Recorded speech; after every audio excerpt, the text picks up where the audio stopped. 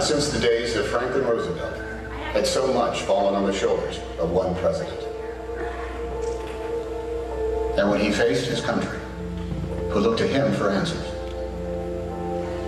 he would not dwell in blame or dreaming idealism. Our time of standing pat, of protecting narrow interests and putting off unpleasant decisions, that time has surely passed. Starting today, we must begin again the work of remaking America. As president, the tough decisions that he would make would not only determine the course of the nation, they'd reveal the character of the man. The country is now on track to double production from renewables, raising expectations in our schools with higher standards in 46 states. He reformed the student loan system, shifting billions in subsidies from banks and middlemen to millions of young Americans. Cracking down on credit card companies and mortgage lenders so the American people would never have to bail out Wall Street again. And when Washington stalled, he would take action, protecting everyday Americans from predatory lenders. I'm not going to stand by while a minority in the Senate puts party ideology ahead of the people that we were elected to serve. Not in this make or break moment for middle-class Americans.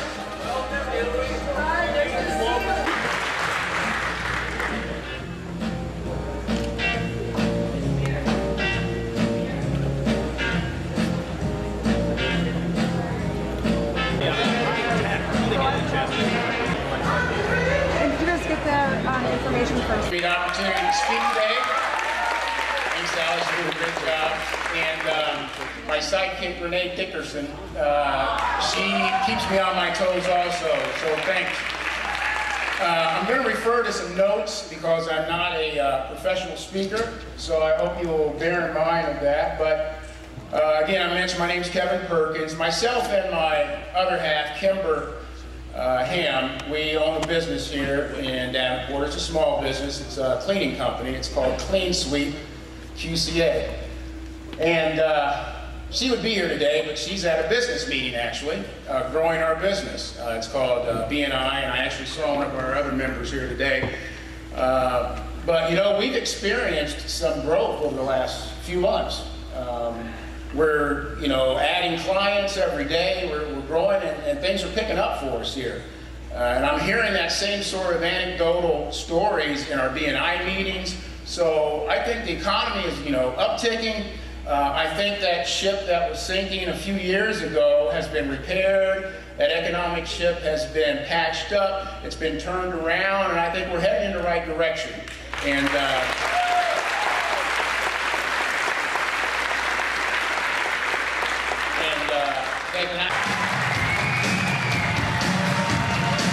afternoon. Good afternoon, everybody. No, I am not Joe Biden. I'm Bill Gloob, mayor of the city of Davenport.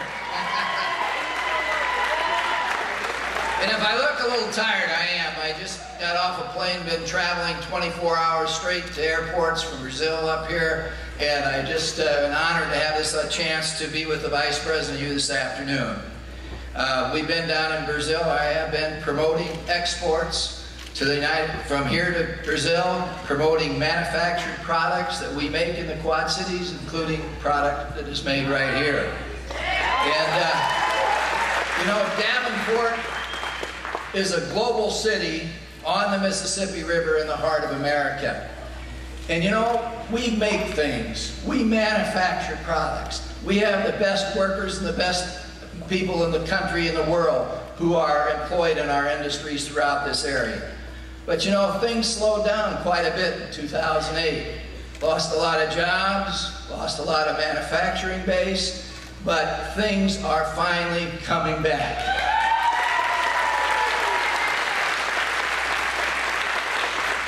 And Mr. Vice President, I want to make sure that you know that the Quad Cities, the heartland of America, has this great history of building and making products. And one of the products that we make here is at PC Engineered Systems. And they export to some 18 countries around the world, including Brazil and China. And we're just delighted to be here, and we want to thank their president, Terry Thompson, and employees here for allowing us to join here in this program.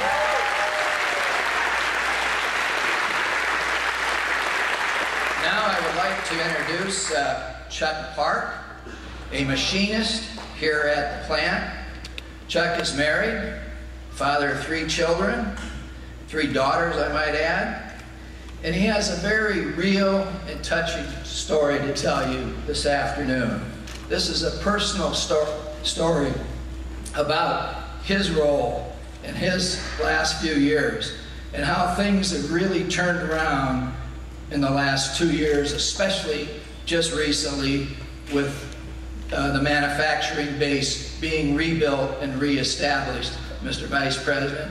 Through your leadership, the leadership of President Obama, American manufacturing is back. That means jobs are back. So with that, Chuck. I'm honored to be here.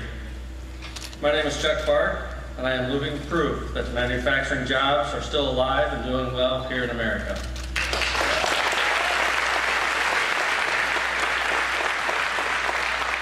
For 18 years, I worked at Quad City Die Casting.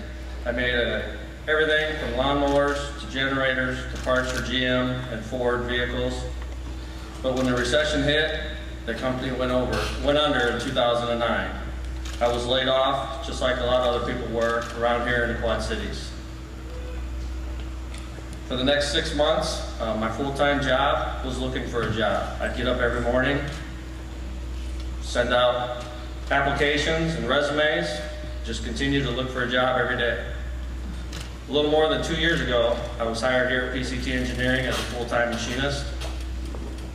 Now I wake up every morning, I come to work, and I build custom parts for the manufacturers in our industries. In other words,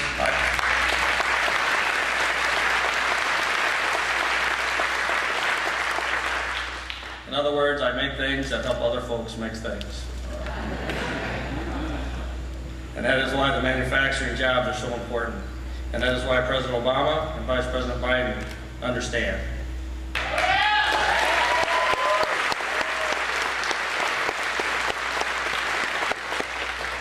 What happens in one state, or one city, or one plant matters all the way down our supply chain here in America.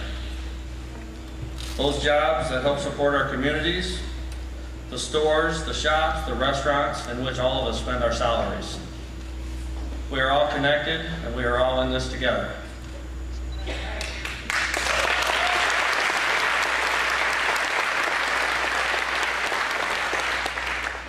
The economy is much better now than what it was when I got laid off from the company who chose to close their doors.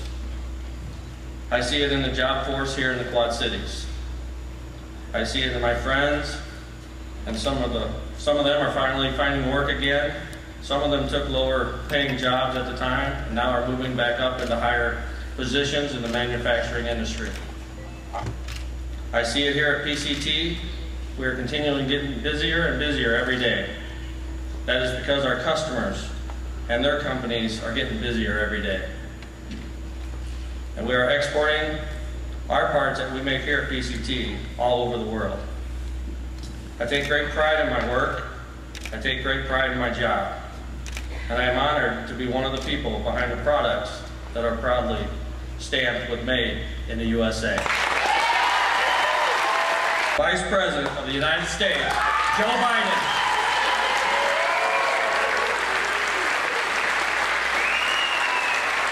Hello everybody, how are you? It's good to be back in Davenport. Quad City. Mr. Mayor, thank you for flying back to Brazil and getting off the plane and coming straight here. If I were you, I'd be home in bed trying to catch up on my sleep. And I want to tell you something. I know I'm back in Iowa when the guy introducing you from the factory floor speaks better than you do. I know I'm back in Iowa. Incredible state. Incredible state. I understand Mayor Eldridge is here and Martin O'Boyle. Terry, thank you for the opportunity of allowing me on the factory floor here. And I understand the Chancellor of Eastern Iowa Community College, Don Doucette, is here. Don, where are you? Thank you very much, Don. I'm going to talk about what you guys are doing in just a minute. And folks, first of all, as it relates to the story that was just told by Chuck, reminds me, my dad used to have an expression. He'd say, I mean this sincerely, a guy who had lost jobs, a guy who had to move and move his family. He'd say, Joe, you got to understand one thing. A job is about a lot more than a paycheck. It's about your dignity. It's about your respect. It's about your sense of yourself. It's about your place in the community. And too many people have been stripped of their dignity as a consequence of this god-awful recession we've inherited. And we're determined. We're determined. I think all of us, Republican and Democrat, are determined to turn that around. But first, I want to thank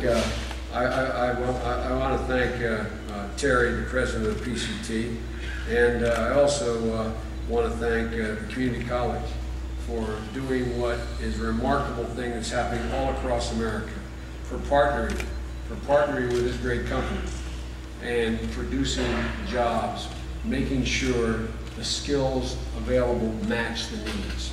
Ladies and gentlemen, I come here today with a very, very simple message. Manufacturing is back.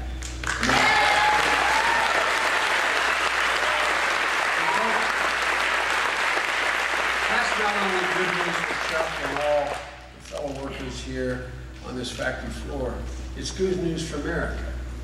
But it's even better news for America's middle class. They've taken an awful beating over the last decade or more. And what's happened? Just in the last couple of years, 430,000 new manufacturing jobs just since 2010. More than 15,000 new manufacturing jobs here in the state of Iowa. The fastest growth in manufacturing since the 90s. After years of hearing the word outsourcing, our children are going to hear a new word as much as we heard outsourcing. It's called insourcing. It's called insourcing. The facts are, and you're going to see more of them. The facts are the jobs that left the United States are coming back to the United States. Plants that closed are opening and reinvented. Companies like John Deere expanding here in Davenport and in Waterloo and in Des Moines, where they added nearly 500 new jobs in the past 2 years, good paying jobs. Siemens Wind employs 500 people in Fort Madison. 65% of them used to work in companies in the area that are either closed or downsized. So folks, America's coming back. It's not a political slogan, it's a reality. And it's happening in the sector that built the middle class, in manufacturing. Look, you know a lot of my Republican friends and some of our political opponents wonder why the President and I have spent so much time working to bring manufacturing back. No one in the heartland has to wonder about that. You all know why. You all know why, because you were the manufacturing center of the world, and you saw what happened when those jobs were lost. You know that manufacturing jobs just aren't any old jobs. They are good paying jobs. Jobs you can raise a family on. Jobs that allow you to own a home and not just rent. Jobs that give you the promise of being able to send your kid to college. And here in Iowa, the average manufacturing job pays almost $50,000 a year. And they're jobs that matter to everyone, as was mentioned by Chuck. Because they not only are good for America, they are good for America because they make America competitive again. And they're jobs of building products of the future in industries of the future for an economy that's able to compete for the future. Products like the electronic beam systems built here at PCT, remarkable. These are jobs building products that export to consumers not just here, but all around the world. Expanding world markets for the United States of America. You know about that too. 50%, all the workers here know, 50% of what they produce here at PCT Engineering are sales that are destined to be exported. That's a big deal.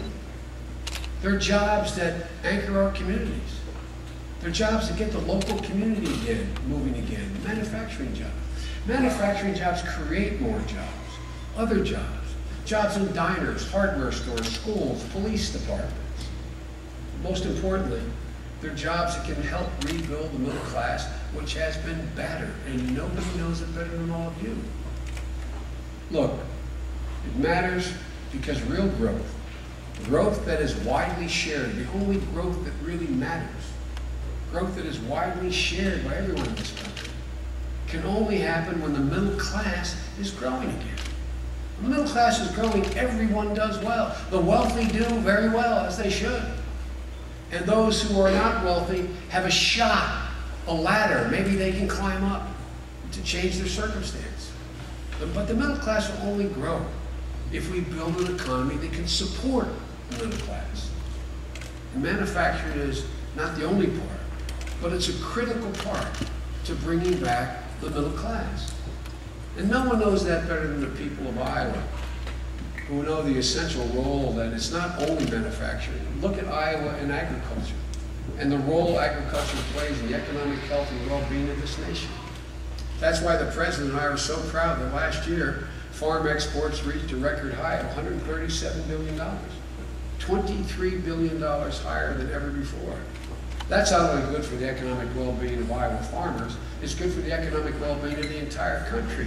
And with the new trade agreements the President negotiated, we expect an additional $2.3 billion in the coming years in agricultural products, supporting an additional 20,000 jobs here at home. But it's not only the agriculture sector that's going to benefit from these new trade agreements. It will create tens of thousands of more jobs in manufacturing and the high-tech sector because of these agreements. And folks, we're not just fighting harder to be able to export our products, agriculture or manufacturing abroad. They're important, but we're fighting to export complex, high-tech services as well. Services that Americans provide better than any other people in the world. But things most people don't think about. Things most people don't think about. That they contribute tens of billions of dollars to our economy, like construction, engineering, healthcare technology, IT. We do that better than anyone in the world. We recently signed an agreement after my negotiations with the Vice President of China, opening America's automobile insurance industry to the largest automobile market in the world. You say, what does that do? If you have access for American automobile insurance companies to sell insurance, which has been blocked up to now in China, to the largest number of folks in the world who drive automobiles, that's real money. That's real jobs. That's real jobs back here at home. But ultimately, it all comes down to the same question. The real question, quite frankly, of this election and the challenge of our time.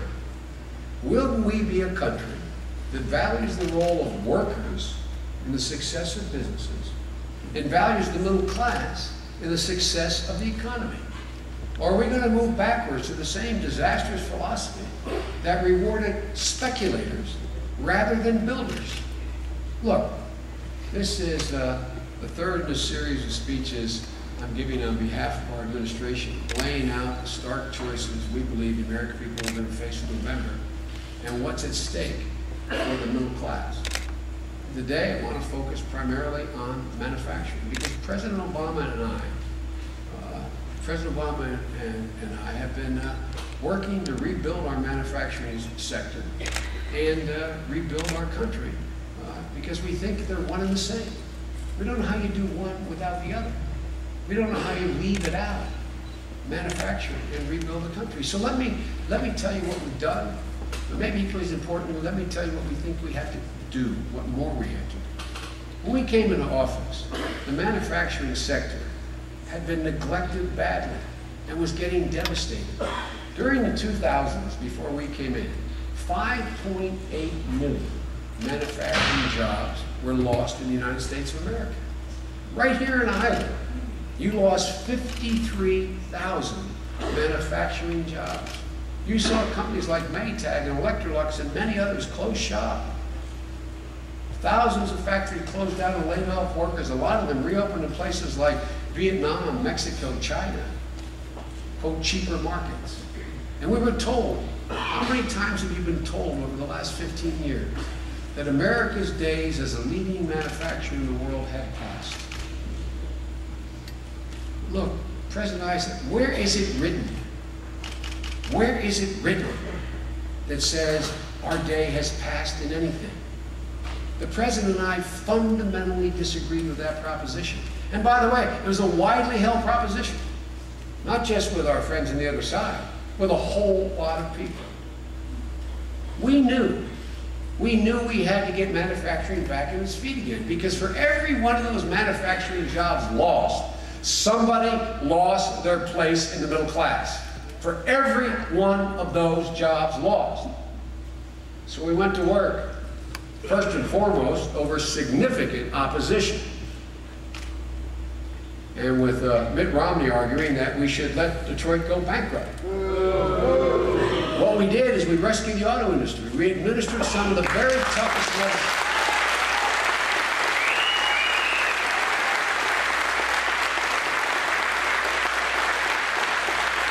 We're criticized by many on our side. We administered some very tough medicine. But together, we saved literally 1 million jobs. And since restructuring, the industry has already added back another 200,000 jobs, and GM is leading the world again as the world's largest automobile manufacturer.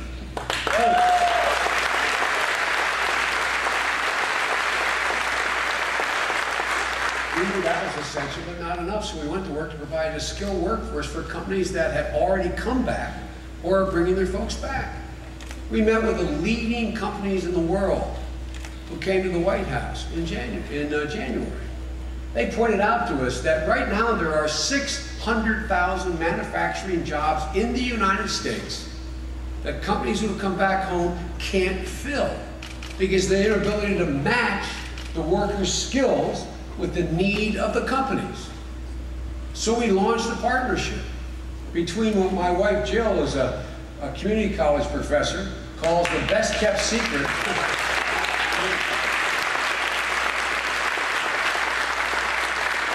And my wife Jill calls the best kept secret in American community colleges. And businesses looking to fill those 600,000 slots married up with them. We've also proposed an $8 billion partnership to give more momentum to this effort. My wife and Secretary of Labor, Secretary Solis, just did an 800-mile bus trip starting off in Iowa, working all the way their way through Tennessee, Kentucky, Virginia, North Carolina, visiting community college and business after community college and business, providing hundreds and hundreds of good paying jobs because they're training directly exactly what the companies need. And it was all over the country, I said, from Tennessee to North Carolina to Michigan, Ohio, New Hampshire. And it's working. So let me say it again. Thank you, Terry, and thank you, Dr. Pepper, and thank you, Chancellor, or Dr. Pepper, and thank you, Chancellor, for this partnership of yours. You are one of the reasons why. You're literally one of the reasons why American companies are now insourcing instead of outsourcing. We've committed to breaking down barriers that block access of American products to overseas markets. So the rest of the world, the consumers, can understand what we already know, that we make the best products. No one makes a better product than American workers, and there's no worker in the world more productive than American workers. That's not hyperbole. That is a fact. That is literally a fact.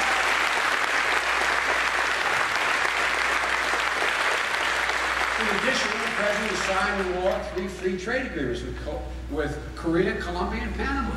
They're going to open up markets to the best products in the world, for the best products in the world, made in America products, to all of those countries, which now can't get into those countries.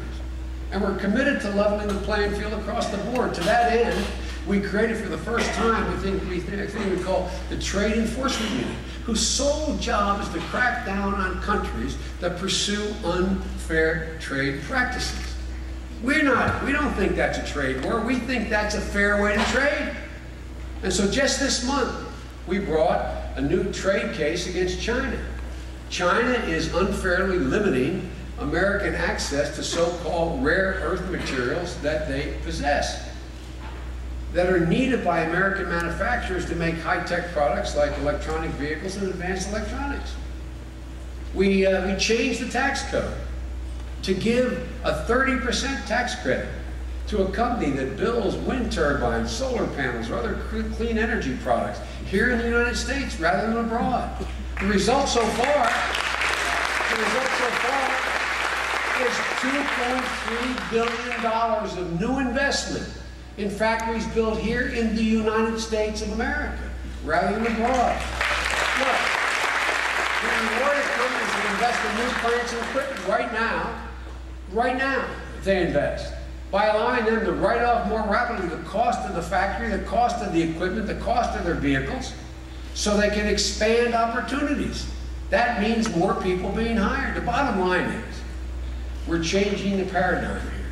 We're rewarding instead of penalizing American companies that invest in building and hiring here in America. And manufacturers are responding. They're hiring workers by the hundreds of thousands. They're exporting products all around the world.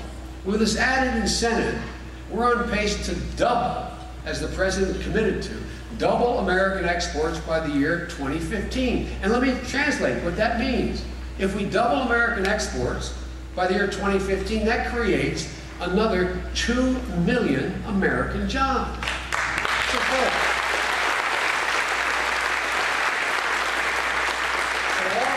So all those skeptics and our Republican opponents, who especially, don't tell me that America can't make things anymore, can't compete in the world market anymore, can't lead the world again anymore. We will lead the world again in every aspect of the economy. And folks, we've already begun. You've begun. Not we, you've begun. And we're not done. For years, American manufacturers have faced one of the highest tax rates in the world. We want to reduce that by over 20%. We want to drop the rate, particularly for high-tech manufacturers like you, Mr. President, even further than 20%. We want to create what's called a global minimum tax, because American taxpayers shouldn't be providing a larger subsidy for investing abroad than investing at home. Look, we want to end it right now in practice and getting a tax break, which you saw happen here in Iowa, for dismantling a factory, floor to ceiling, and shipping it abroad and getting a moving expense to go abroad. Instead, we should be giving a tax credit to companies that dismantle factories abroad and bring them back home.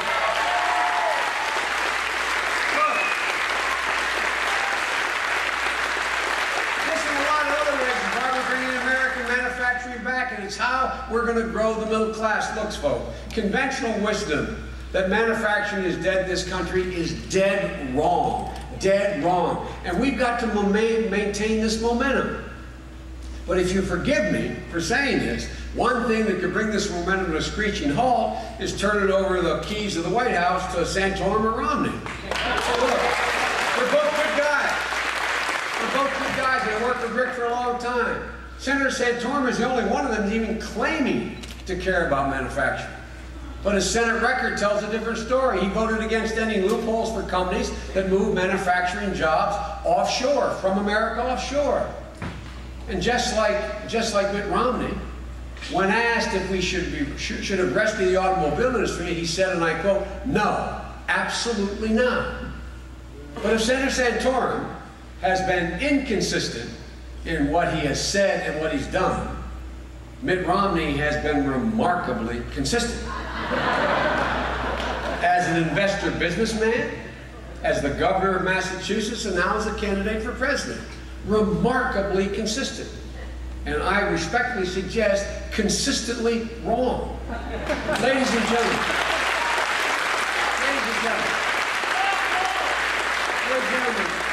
When he was CEO of Bain Capital, Bain Capital closed down 2 factories in South Florida that made medical devices, moving the production to Germany.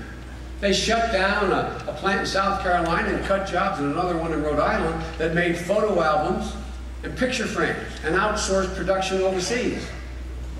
I'm tempted to say, Mitt, thanks for the memories. You know, I mean, as governor of Massachusetts, he repeatedly slashed funding for workforce training in manufacturing, specifically.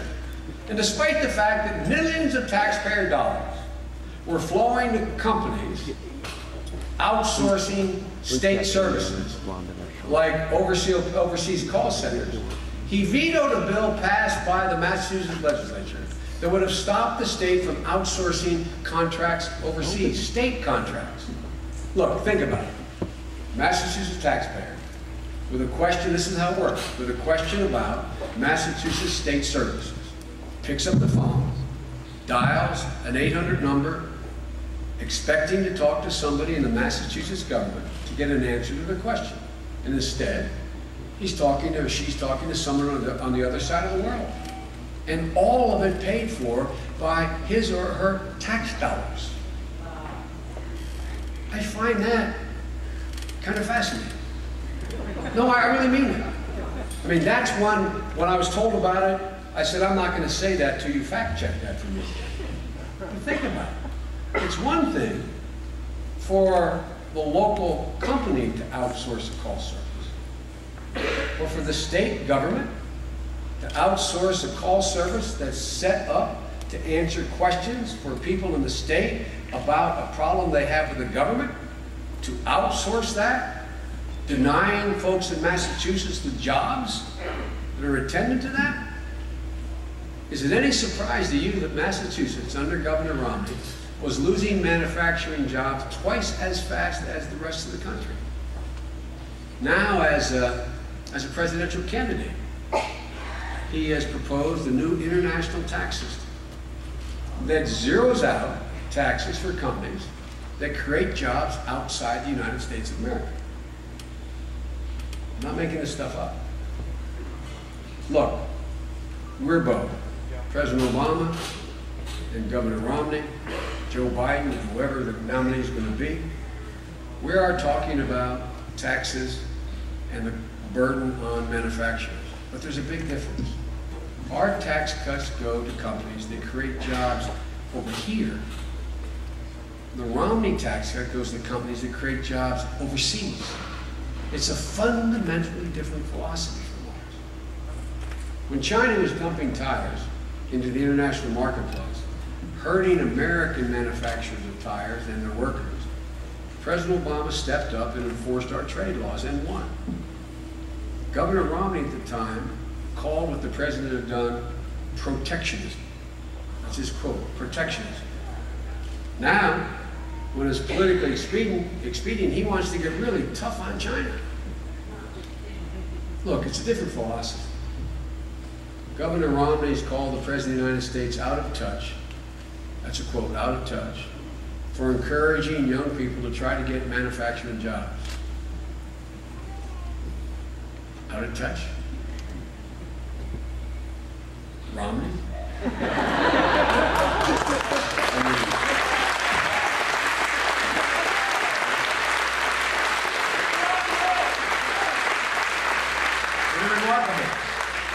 They're remarkable. As an old friend of mine says, that's chutzpah. Look, the Wall Street Journal wrote, and I'm quoting, Romney appeared to scoff, first in Detroit, then in Florida, at the notion of manufacturing as a job engine for the future. So look, folks, we have a choice in this election between our philosophy that believes manufacturing is central to our economy and their philosophy that scoffs at it. Between our philosophy that says there is nothing out of touch about fighting for the future of the middle class by creating manufacturing jobs. A philosophy that says if the folks at the top, and their philosophy, it says if the folks at the top do well, everything else will do well. How many times have you heard about the job creators? Look, Governor Romney's business practices and his policies have clearly benefited the wealthy and most powerful among us, often at the expense of working and middle-class families. They actually believe it's the best way. I'm not doubting their belief. But it just doesn't work that way. As the president said, and I quote, "This," meaning the middle class, "this is the defining issue of our time. This is a make or break moment for the middle class and for all those who are fighting to get into the middle class." End of quote. Folks, I stood outside of a lot of plant gates in my career, both here in this state, the state of Iowa, and in my home state of Delaware, shaking hands and asking for support. I've also stood outside those gates, like the General Motor gate in my home state, asking those, when those workers needed my help, because the plant was shutting down, going somewhere else. Those are the days that stick with me the most in my career. Those were the days of the longest walk these folks were taking. It wasn't from the factory floor to the parking lot for the last time. It was up that flight of stairs they had to go once they got home, into their child's bedroom, to say, "Honey, I'm sorry, but you're not going to be able to go back to Roosevelt High School or St. Mary's. You're not going to be that little daddy, mommy. I lost my job. We've got to do something else." My dad made that walk when I was young. An awful lot of kids heard the same words I heard. Except the difference between then and now was when my father said everything was going to be okay in the mid-50s. He believed it and I believed it. So many people have made that walk in the recent past 5, 6, 7 years. And they can't even say with certainty, when they look at their child up to now, it's going to be okay. But the good news is that today, hundreds of thousands of workers are replacing that longest walk with walks of a totally different journey. A journey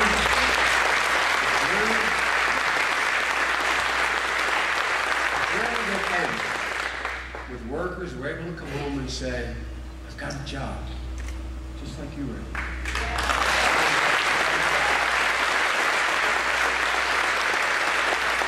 They're able to say, "I've got a good job, building amazing products that the world wants to buy." That's what makes me so optimistic. We've got a way to go yet.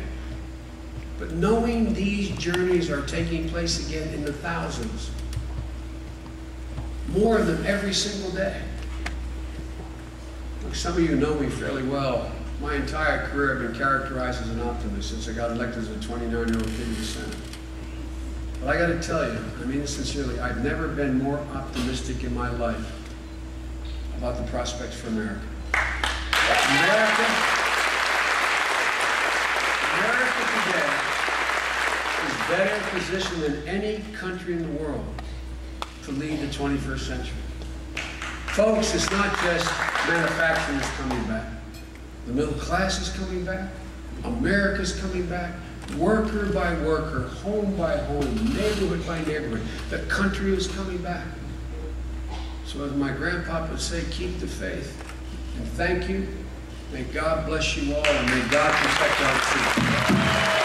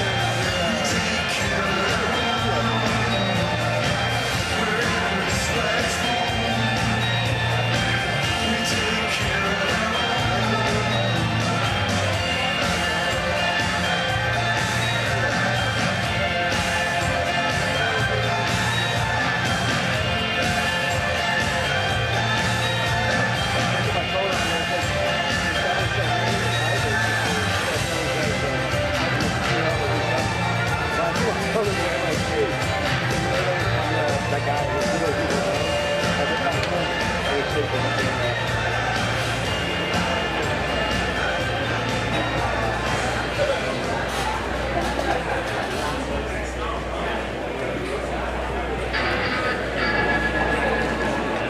Matt.